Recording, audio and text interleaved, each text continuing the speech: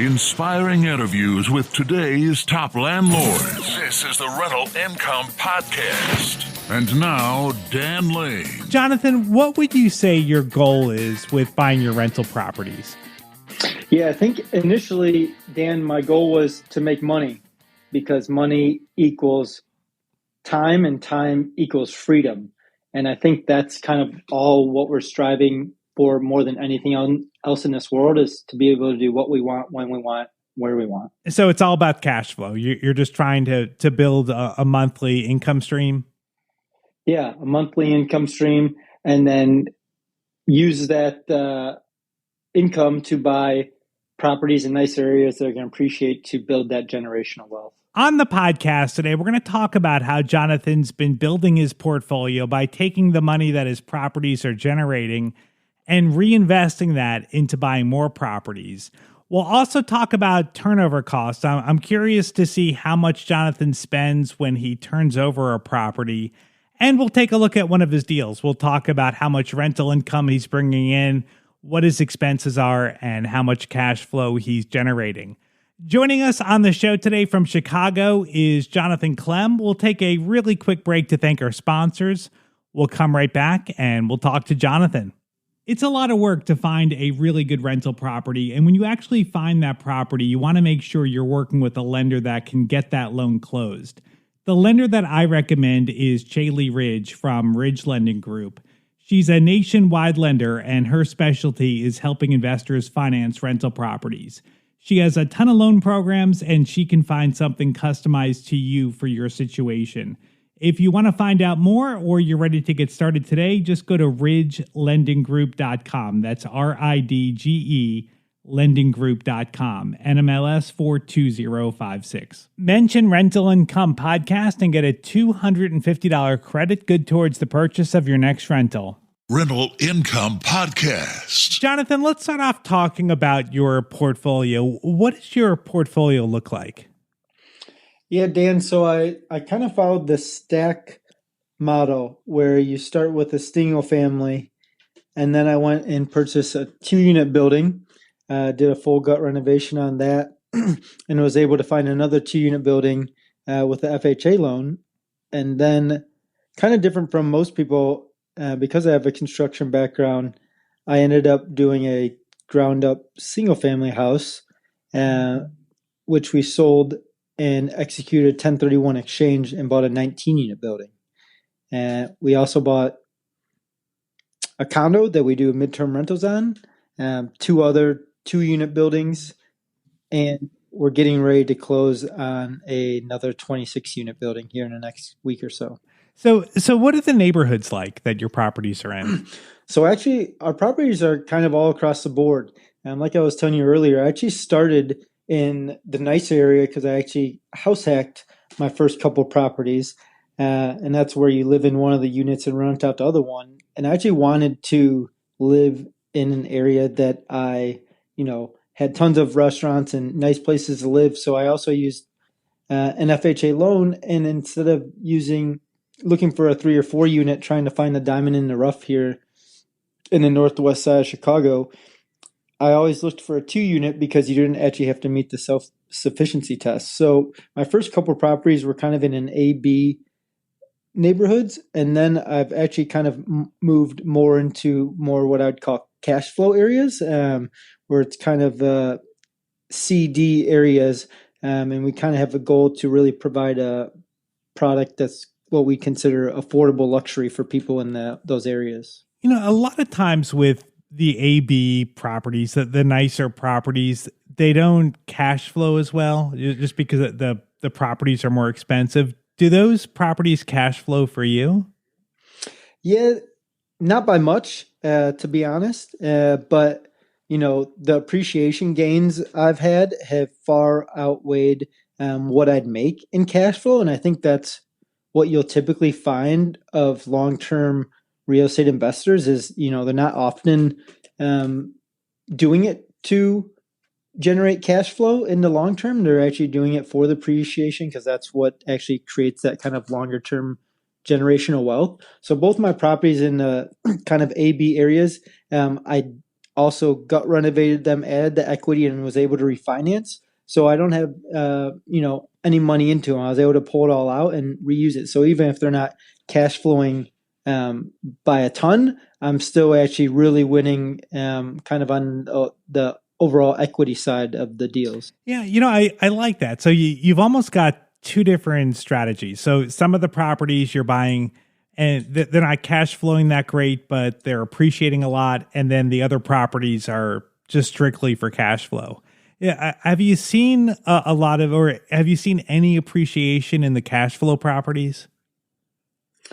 To be honest, I've only bought them in the last year or Okay. two. Yep. And so, as you know, the market kind of went to the top and is slowly crescendoing on down. Yep. So I can't say that the only appreciation we've experienced is through forced appreciation, not necessarily through market appreciation, if that makes sense. Yeah. Yep. So you're fixing the properties up. Now, so today, are you spending any of the cash flow that you generate, or are you reinvesting that into buying more properties? Yeah, so any of the cash flow that we're making on those properties, we're either reinvesting into the actual property, doing unit turns to get rents at market rent to the top, and then if we're not reinvesting into those specific properties, we're rolling all of that cash flow into new deals. So, do you see a point where maybe you would stop putting the money into the properties and start spending the cash flow, or do you think at the point you're at right now, you really don't see that coming to an end? Yeah, for me, I'm always kind of rolling any cash into new deals. I kind of just look at it as a snowball, and I'm allowing that snowball to just get Just bigger keep and going. bigger and bigger Yeah. over time. I don't need the cash flow for my personal life, and so my end goal is to just continue to build that long-term wealth. Yeah, so that's actually really cool. So are you having to put any of your own money into the real estate deals, or is all the cash flow funding 100% of the growth right now? Yeah, I'm not taking any more outside personal capital to invest. So I've kind of snowballed that as well with my first property that I kind of live and flipped. I had $80,000 that I made on that, which I used to buy the 2 unit. Then I was able to refinance that, pull out $100,000, and just kind of continuing to recycle that capital into new deals. Well, let's take a look at one of your deals to try to get a better understanding on what you're buying. So tell me about this property. Yeah, so the property I want to talk about is on the south side of Chicago. It's in the neighborhood Grand Crossing, kind of a C area. It's a little bit on the rougher edge, but overall, it's easy to rent properties, and when you do your flips right, they're easy to sell. Yeah, so we bought the property for roughly $250,000, and our budget to renovate it was $65,000. And to be honest, I wish we would have had about 75 or 80,000 to renovate the property, because we honestly under rehabbed it, which is why it sat on the market longer than we wanted to, and we had to actually switch our exit strategy from selling to renting. And so our overall acquisition plus renovation was totaled about $315,000, and then we had about 10% of holding cost. We ended up listing the property originally for $360,000 for about 30 to 45 days. We reduced the price to $350,000, and it still wasn't getting any offers. And so we ended up deciding to rent it. Okay. So this was a flip that you just couldn't sell, and it became a rental.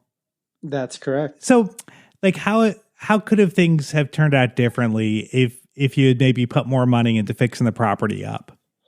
Yeah, I think part of the issue was the comps we were using to justify the 360 sale price were really well done properties. They were gut renovated, and for us, we really kind of cosmetically rehabbed it. We didn't put in new cabinets. We refinished them.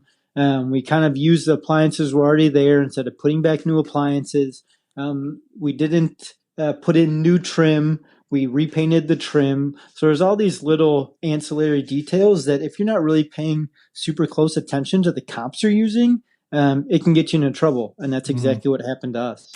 So as a flip, this didn't work out, but how has it worked out as a rental? Yeah, so overall, each unit we get about $1,400 for rent, so that's a total of $2,800, and that's actually through subsidy, so Section 8 vouchers. So that's also an awesome program because you know your money's coming on the first. There's no question about it. And so we're all in with our rent at $2,800, and then our overall PITI, that's principal, interest, taxes, and insurance, is about $1,700, and then we probably have another total of about $300 in expenses per month. So we're all in at about $2,000 a month going out and $2,800 going in, and so we're cash flowing about $800 for the entire property. Solid. Now, for those expenses, like what is that? Is that utilities, or is that just like factoring in little repairs that are going to come up from time to time? Yeah, so here in Chicago, landlords pay for water, sewer, and garbage, so that's there. And then that's also repairs. And then we also put away a little bit of money for capital expenditures and vacancy. Okay. So for your entire portfolio, do you like how do you figure that out? Like, do you have a certain percentage of the rent that you put aside, or is it a dollar amount? Like, how do you know how much to put aside? Yeah, I think, the amount of reserves is something, I have often underestimated because I think, it's easy to think that nothing's going to go wrong with your property. Yeah. So in general, we try to have about 2 months in reserves in all of our different bank accounts. But usually, like, the beauty with the properties that we do have is we end up renovating them and taking care of all the kind of bigger ticket capital expenditures, like, some of the plumbing, the mechanicals, the electrical, and that really eliminates a lot of kind of those little repairs that end up dinging you and end up costing you more in the long run. Yeah, and I think also just the tenant experience. If they're constantly having to call and report that this broke, and then 2 weeks later something else breaks, I think it just becomes frustrating to the tenant. So if that stuff isn't coming up, I think you're going to have a better relationship with your tenant and also be more profitable. So the 2 months you set aside, that's 2 months of rent for each rental? Yeah, okay. That's correct. So that'd be about $6,000 of now, reserves. When you were getting started, or even today, did you ever feel like you were stuck in the analysis phase where maybe you were looking at your spreadsheet too much, or just kind of not taking action and just getting hung up on the numbers? Yeah, for me personally, it's not something I've had a ton of trouble with because I'm definitely the type of person who is, jumps out of the airplane and builds the parachute on the way down. Mm-hmm. And I think, having that mindset of, it's all going to be all right. And I already have more than enough anyways, and I'm only going to learn from things that, didn't go quite the way I expected them to, only helps me to grow faster. Yeah. And so I think oftentimes it's really easy to get into that analysis paralysis. But for me, Dan, there is no gray. There's either white or black. And I just try to take in the data and let data drive my decisions. Yeah. And so once I have the data, it's either a yes or a no, and I move forward. I don't try and, make a deal work that doesn't work based off the numbers, because I think that's very easy to do. Yeah. Now, so with the example you just gave us with the flip that went bad, that you turned into a rental, that was a great way to kind of save that property, and it looks like it's cash flowing great. But have you ever had a rental just not work out, that maybe you just couldn't find good tenants, or the expenses were just way high? Yeah, I mean, not really at this point. I mean, we do a pretty diligent job of underwriting our properties. We did have a property that we were planning on Airbnb-ing, and then the city didn't allow it. So we actually had to pivot to doing a midterm rental, which is not a long-term rental of over 6 months, and it's not a short-term rental of under 30 days, but it's kind of that happy medium. So I think for me, as long as we've done our due diligence and know we have multiple exit strategies, whether it be a short-term rental, a long-term rental, or a flip, um, and you've kind of run your analysis for all those different scenarios, it's really tough to get in a situation where the rental just doesn't work. Period. And I think as you grow, obviously you have properties that aren't producing as high of an ROI as others, and that's kind of, in my opinion, when you need to start shaving off different properties, because then you can recycle that capital to find better returns on other properties. With that, your Airbnb not working out and getting shut down by the city, that's always my biggest fear with buying an Airbnb, that either the rules are going to change or I'm going to find out I can't Airbnb it. So what happened? Like, did the city change the rules, or was the property just not in an area where you could do Airbnb? Yeah, so the city has slowly been adjusting the rules over the last 4 or 5 years. I've actually had an Airbnb 4 or 5 years here in the city. And for that specific property, it's actually really challenging to find condominiums and HOA specifically that allow Airbnbs. And so we actually found one that did. However, when we went to go apply for the registration, we came to find out that specific area, after we closed on the property, was a planned development area for the city, and you can't have any short-term housing in a planned development area. And that's just a nuance that we weren't aware of. And so you kind of don't know what you don't know until you know. And we found out, and we had to pivot and adjust to make it work. Wow. Is there any way that you could have found that out before you bought the property? I think there had to have been, to be fully transparent. If we had done some very specific research on, where short-term rentals could and couldn't be allowed, we'd already abided by all the other rules, making sure the HOA allows them and all of that. And then of course, there's just one more rule that pops up that they, denied us for. Yeah. So how have the numbers worked out with, you bought it figuring this was going to Airbnb and the numbers were going to work, but having to shift to a midterm rental, are you still coming at it about the same place? Yeah, I'd say the cash flow is a little bit lower. So I think originally we might have been thinking we were going to be making about $2,200 on average with the Airbnb. We might be closer to $1,900. Okay. But the advantage of that is you have you have better occupancy typically for longer periods of time, and you have less wear and tear on the property and people who are actually going to take probably better care of it than both a short-term tenant and a traditional long-term tenant. Who are you renting to? So we use a app or a website called Furnish Finder, which is typically geared towards travel nurses, and it's also near a hospital, so it's worked out really well for that. And so everyone that's been renting from you, they've all been traveling nurses?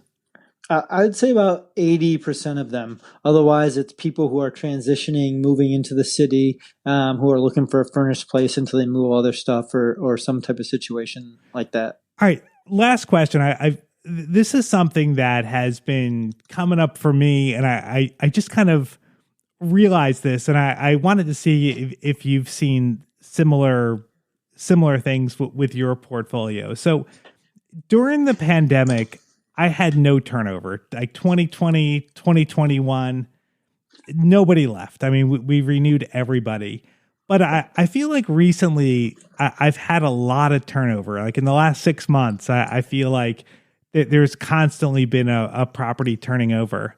Have you seen the same thing? It's about average for what I would expect, but I would also agree with you. During that pandemic time, no one was moving at all. So we've definitely had more, but I think it's kind of what it previously was. It's not more than it was pre-pandemic, if that makes sense to you. Right.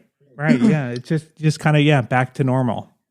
Yeah, it's back to normal. And for us, turnover is tough, but in units that we need to renovate, it's also an opportunity to, renovate those units, get the market rate, get the rental up to market rate, and then that ultimately increases our NOI. And for those properties that we're looking to refinance at, it puts us in a much better position. So when you have a turnover, are you like using that as an opportunity then to rehab the unit? Like, are you putting money in at every turnover?